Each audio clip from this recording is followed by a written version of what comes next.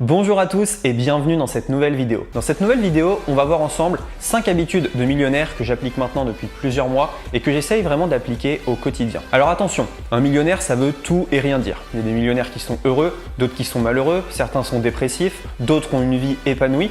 Mais ce qu'on peut remarquer parmi toutes ces personnes-là, c'est qu'ils ont en fait des habitudes en commun pour la grande majorité. Alors dans cette vidéo, bien sûr, on va parler de réussite financière, qui finalement n'est pas signe d'une vie aboutie, j'en suis bien conscient, mais là on va voir vraiment 5 choses que font les millionnaires, 5 choses que les millionnaires ont en commun pour la plupart et qui leur permet finalement d'avoir pas mal d'argent et d'accéder à ce statut de millionnaire. On va en parler juste après l'intro.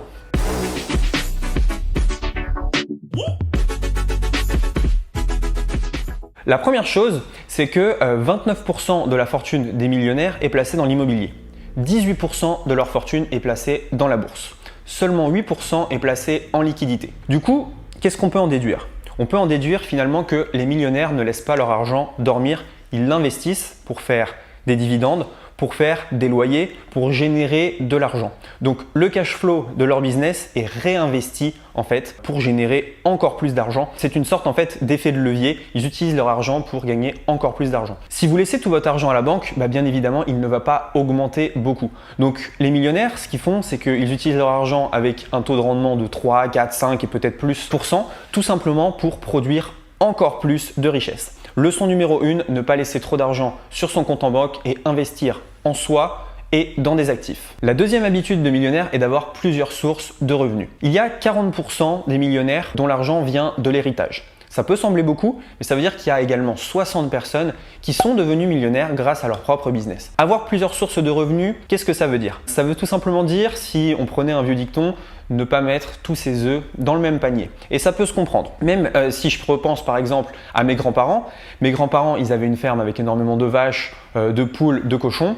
Il y a eu l'épidémie de vaches folles, toutes les vaches sont mortes. Donc imaginez si toute une partie de votre business comme ça est décimée, il faut avoir d'autres business pour rebondir. Et c'est pareil dans tous les business. Et ça, les millionnaires l'ont bien compris et donc ils ont plusieurs sources de revenus.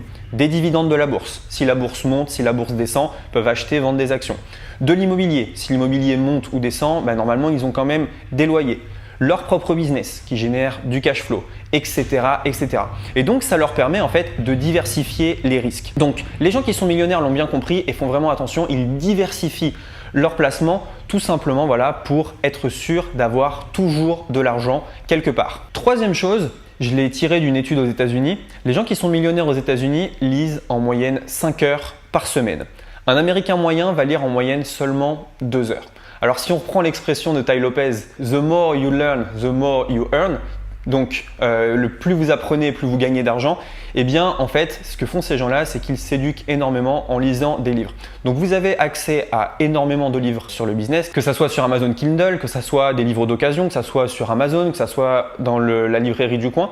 Donc vous pouvez vous aussi prendre cette habitude. Et moi, j'ai pris l'habitude de lire énormément d'articles de blog, de lire énormément de livres développement personnel business. Et ça permet en fait d'avoir d'autres axes de travail pour faire progresser son business, que ce soit business en ligne ou business physique. Donc je vous conseille vraiment de faire attention à ça. Si les gens qui réussissent et gagnent beaucoup d'argent lisent, c'est sûrement pas par hasard. Quatrième chose, les millionnaires font 6 heures de sport par semaine alors que l'américain moyen en fait seulement 2. Je trouve que ce fait-là, il est à double tranchant en fait. Quand on a beaucoup d'argent, on peut se permettre finalement d'avoir plus de temps. Quelqu'un qui a un emploi du temps très chargé, ça va être peut-être plus compliqué pour lui de faire du sport. N'empêche qu'on peut voir quelque chose, ce sont des gens qui lisent beaucoup, qui font beaucoup de sport et donc peut-être vous pouvez tenter d'appliquer ça à votre propre vie pour un bien-être d'abord, c'est ce qui est le plus important, et peut-être pour avoir une meilleure santé financière ou un business qui tourne mieux. De toute manière, souvent les choses dans la vie sont liées. Si vous avez la forme, si vous êtes joyeux, peut-être que votre business a de meilleures chances de réussir. Enfin en tout cas, moi j'y crois. Cinquième chose, un millionnaire passe en moyenne 2h30 par semaine sur les réseaux sociaux contre 14 heures pour un américain moyen là aussi.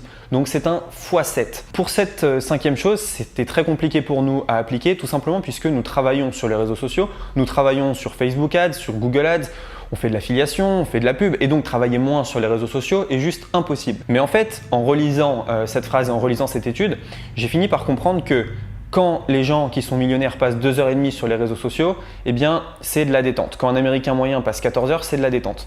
Mais quand nous, on passe du temps sur les réseaux sociaux, c'est du business. Donc, c'est pas vraiment du temps de perdu en fait. Donc, il faut un peu nuancer ça. Si vous travaillez sur les réseaux sociaux, c'est pas forcément une mauvaise chose d'y être. C'est tout simplement du temps de travail. Ce qu'il faut éviter, c'est tout simplement regarder des vidéos débiles, se perdre sur Facebook, etc., etc.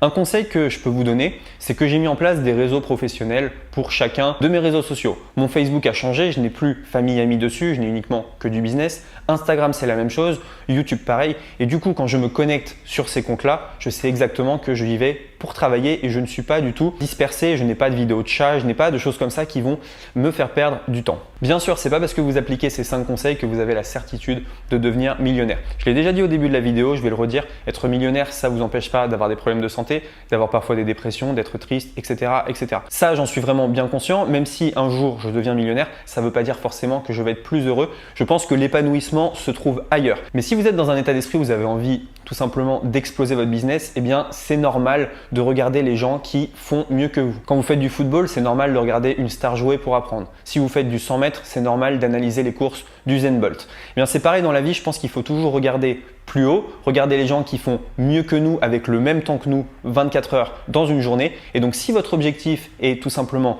d'exploser votre business en ligne ou de créer un empire, eh bien regardez les gens qui l'ont déjà fait et prenez de bonnes habitudes sur ces gens-là. Merci à tous d'avoir regardé cette vidéo. N'hésitez pas à liker cette vidéo, à vous abonner à la chaîne Ecom French Touch et on se dit à très bientôt dans une prochaine vidéo. Ciao!